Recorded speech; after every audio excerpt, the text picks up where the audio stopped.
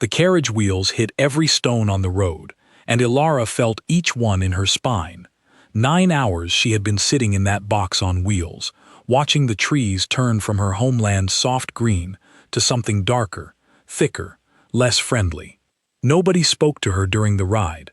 The 2 guards who sat across from her kept their eyes forward the whole time, like she wasn't even there, like she was just another piece of luggage being delivered somewhere she didn't want to go. She was 19 years old, and she was being sent away to marry a man she had never met, in order to stop a war that had been going on since before she was born. Her father had explained it to her the night before, in the quiet of his study, with the fire burning low, and his hands folded on the desk like he was trying to hold himself together. He told her that peace treaties needed something more than paper and ink. They needed a person, a body standing in the middle of 2 enemies, so that if the fighting started again, it would mean breaking a marriage first. Her father said this like it was a kindness he was doing for her, like being handed over to the Kalemore pack was somehow a gift. "You are not being punished," he had told her. "You are being trusted. There's a difference." Ilara didn't feel trusted. She felt like a signature on somebody else's contract. The pack she was being sent to, the Kalemore pack, had a name that made her own people go quiet at dinner tables. 20 years ago, before Ilara was even born, the 2 packs had been at war over land, over old grudges, over things that had happened so long ago that most people couldn't even remember how the fighting had started in the first place.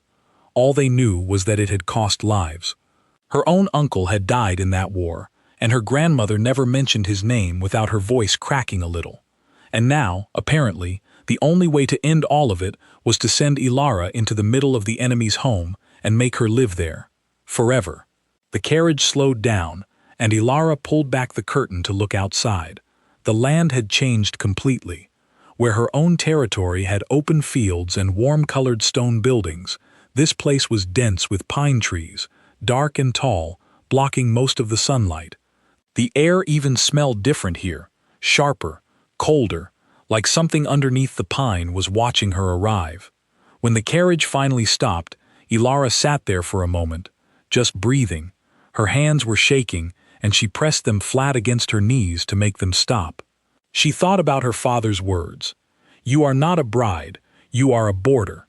It wasn't comforting, but it was true, and sometimes true things were the only things that could hold a person up. She stepped down from the carriage on her own, before anyone could offer a hand she didn't want to take. The entrance to the Kalemore stronghold was massive, built from gray stone that looked like it had survived 100 years of storms. Guards stood on either side of the huge wooden doors, dressed in black, completely silent, completely still. They didn't even glance at her as she approached. It was like they had been trained not to react to anything, ever, which was somehow more frightening than if they had scowled at her. Ilara straightened her spine. She had promised herself, back home, that she would not walk into this place looking scared, even if she was terrified underneath. Some things you can control. Your spine is one of them. The doors opened, and then everything stopped. The man walking toward her, tall, dressed in dark clothing that fit him like it had been made for exactly his body and no one else's, with an expression that had clearly been arranged for the arrival of a stranger, froze mid-step. His boot hovered above the ground for a moment too long. His whole body seemed to forget what it had been doing. He was looking at her like he had seen a ghost.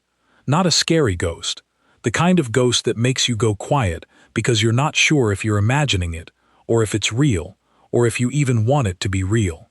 Ilara had been warned that the Alpha King of Kalemore was cold, distant, a man who ruled with silence instead of shouting, which the old stories said was somehow worse. She had been ready for coldness. She had not been ready for this. A man standing completely still, staring at her, like the ground beneath him had just shifted. Nobody moved. The guards on either side of the doors didn't dare look at each other. Even the wind seemed to hold off for a second. Ilara did what she always did when she didn't know what else to do. She followed the manners her mother had drilled into her for weeks before the trip, and dropped into a formal bow, deep and correct, exactly as she had practiced in front of a mirror until her legs ached. "Your Majesty," she said, keeping her voice steady even though her stomach felt like it had turned to water. "I am told you require a wife." Silence. His jaw moved, just slightly, like he was holding a word behind his teeth and refusing to let it out. "Bring her in," he finally said, but he didn't say it to her. He said it to the air just beside her shoulder, like he couldn't quite make himself look directly at her face and speak at the same time. Ilara straightened up slowly, and for one strange second, before he turned and walked back inside, she caught something in his eyes that didn't match the rumors she'd heard about him. It wasn't coldness. It was something closer to shock, like he had opened a door expecting an empty room, and instead found something he had lost a long time ago. She didn't understand it, not yet, but she filed it away, the same way she filed away everything that didn't make sense, tucking it into the back of her mind for later. Her room in the Kalemore stronghold was larger than anything she had slept in back home, with tall windows that looked out over dark pine forest stretching out for miles. A maid helped her unpack her small trunk of belongings without saying much, just quick, careful movements, like she was used to working in a place where people didn't waste words. "Is he always like that?" Ilara finally asked, unable to hold the question in any longer. The maid paused, folding a dress over her arm. "Like what, miss?" "Quiet. Strange." The maid's mouth twitched, somewhere between a smile and a warning. "The king doesn't explain himself to anyone. Best you get used to that now." It wasn't much of an answer, but it was something, and Ilara decided that in a place like this, something was better than nothing. That evening, she was called down to dinner in a hall so big it echoed. Long wooden tables, high ceilings, dark stone walls, hung with old banners she didn't recognize. She was seated across from the Alpha King himself, close enough to study his face without meaning to. He was younger than she expected. The stories back home had painted him as some ancient, brooding figure, decades of war carved into his features. But he couldn't have been more than a few years older than her, with dark hair that fell slightly over his forehead and eyes that kept sliding toward her and then quickly away, like he'd been caught doing something he shouldn't. 7 courses were served. Ilara counted 4 knives at her place setting, an absurd amount of silverware for one meal, and found herself staring at them instead of looking up, because staring at the knives was a lot easier than staring at him. He ate like a man going through the motions, fork lifted, fork lowered, nothing actually reaching his mouth. "You're not hungry," Ilara said, mostly just to break the silence that had settled over the table like a heavy blanket. "I ate earlier," he said. It was the kind of lie that didn't even try very hard to be believed. She noticed his eyes flick toward her wrist, where her sleeve had ridden up slightly, exposing 3 thin, faded scars along her skin. Old scars, from when she was a small child, the kind of thing nobody ever asked her about because they simply assumed it was some ordinary childhood accident. But he looked at them like he recognized them, like he'd seen them somewhere before. "Something wrong with my arm?" she asked, pulling her sleeve down without meaning to sound defensive. "No," he said quickly. Too quickly. "Familiar. Familiar." The words sat there on the table between them, doing a lot of work and explaining nothing. Ilara wanted to ask what he meant, but something about the look on his face told her that pushing right now wouldn't get her anywhere. So she let it go, for the moment, and finished her meal in silence, aware the entire time that he was still sneaking glances at her like she was a puzzle he hadn't solved yet. That night, sleep wouldn't come. Ilara lay in the unfamiliar bed, staring up at a ceiling she didn't recognize, in a stronghold full of people who used to be her family's enemies, and she thought about home. She thought about her father's study, the fire burning low, his hands folded like he was holding himself together. She thought about her mother, who had cried while helping her pack, even though she tried to hide it by turning her face toward the window.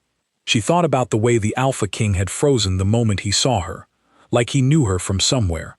Unable to lie still any longer, Ilara got up, wrapped a shawl around her shoulders, and slipped out of her room. The stronghold was quiet at this hour, lit only by a few torches along the stone corridors.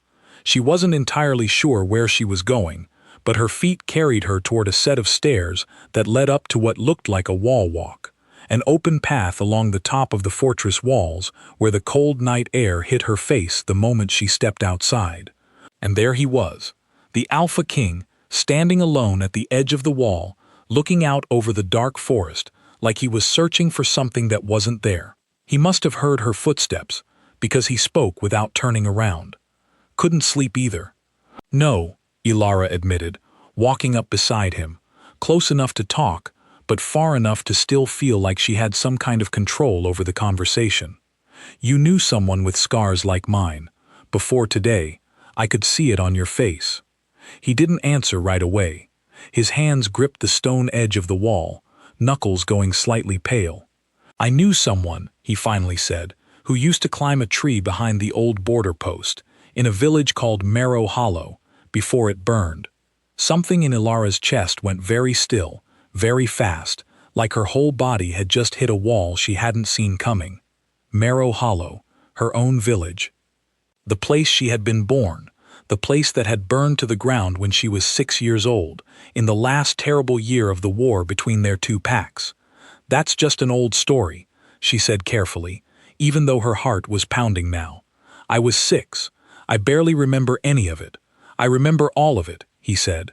Just 3 words, but they carried the weight of something much bigger than what he was saying. The wind picked up along the wall, cold and sharp, but Ilara barely noticed it. She was too busy trying to fit the pieces together, trying to understand what he was telling her without actually telling her. You were there, she said slowly. During the fire. He nodded, still looking out at the trees instead of at her. I pulled a little girl out of a collapsed cellar that night. 3 scars on her arm, the kind you'd get from crawling through broken wood and stone trying to get out. I carried her out through the smoke, and then my men pulled me away before I could find out what happened to her afterward. I spent years wondering if she survived. Ilara's hand went instinctively to her wrist, to the 3 faded lines she'd carried since childhood, lines she had never fully understood the origin of. Her parents had always been vague about it, saying only that she'd been hurt during the chaos of the fire, that she was lucky to have gotten out at all. I lived, she said quietly, barely, some years, but I lived. He turned to face her then, and for the first time since she had arrived at Kael'mor, she saw past the crown and the title and the cold reputation, and saw instead a young man who had spent over a decade wondering about the fate of a child he had saved during the worst night of a war neither of them had chosen to be part of. I searched for you for 2 years afterward, he said, sent people back to the ruins of Marrow Hollow more than once, trying to find any trace of the families who had lived there.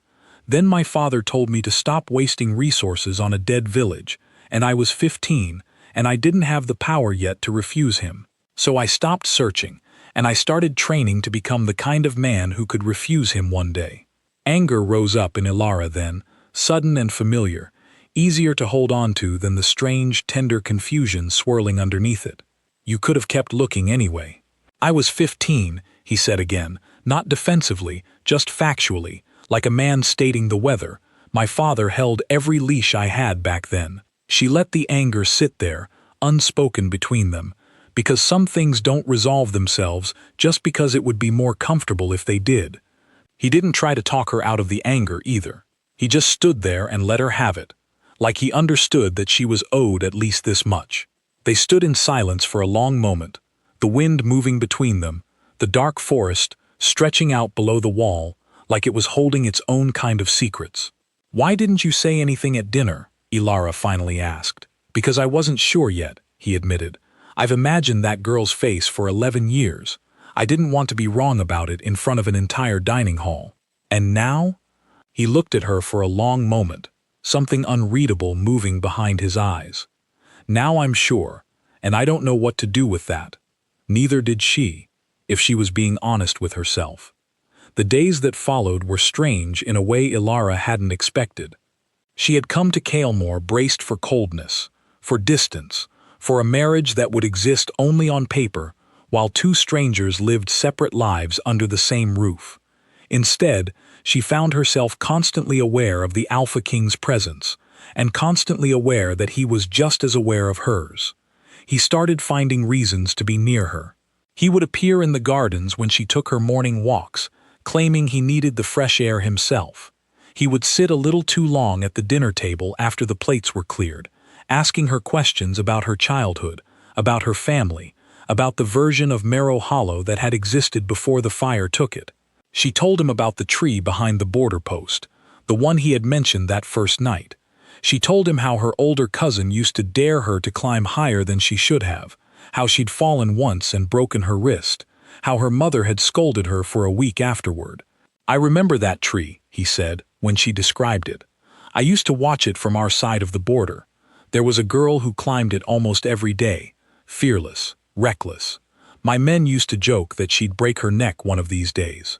"That was me," Ilara said, and something in her chest loosened slightly at the thought that this man had been watching her, in some small way, long before either of them understood what that watching meant. "I know," he said. "I didn't put it together until you were standing in front of me at the gates. And then I couldn't stop putting it together. It wasn't a declaration of love. It was something smaller and stranger than that, something built out of shared history neither of them had chosen, a connection that had been forged in fire and fear over a decade earlier, long before either of them had any say in the matter. But it was something. Not everyone in the Kalemore stronghold was pleased with the arrangement. There was a council of older wolves who advised the king on matters of the pack, and several of them made it clear, in careful, polite language, that they didn't trust an outsider being brought so close to the throne, treaty or no treaty. One councilman in particular, an older man with silver hair and a permanent frown, made a point of watching Ilara closely whenever she entered a room, like he was waiting for her to slip up, to prove that she was some kind of spy sent to undermine everything from the inside. "They don't trust me," Ilara said one evening, after catching the councilman's cold stare across the hall for the third time that week. "They don't trust anyone easily," the Alpha King said. "It's not personal. It's just how this pack survived for as long as it has. It feels personal when it's aimed at my face." He almost smiled at that, the corner of his mouth twitching upward before he caught himself. Give them time. They watched their friends die in that war too. Trust doesn't come cheap after something like that. Ilara understood that better than he probably realized. Her own people carried the same kind of grief, the same suspicion toward anyone wearing the Kalemore colors. It was strange, standing in the middle of two peoples who had spent decades hating each other, realizing that the hatred came from the exact same wound, just viewed from two different sides. Slowly, though, things began to shift. Small moments. A guard who had ignored her completely during her first week started nodding to her in the hallways. The maid who had been careful and closed off during their first conversation began chatting more freely while helping her dress in the mornings, telling her small pieces of gossip about the pack, about the history of the stronghold, about the king himself. "He hasn't smiled like that in years," the maid told her one morning, after Ilara had made some small joke at breakfast that had actually gotten a real laugh out of him. "Not since before his mother passed. His mother," the maid's face went a little more careful, "died when he was young.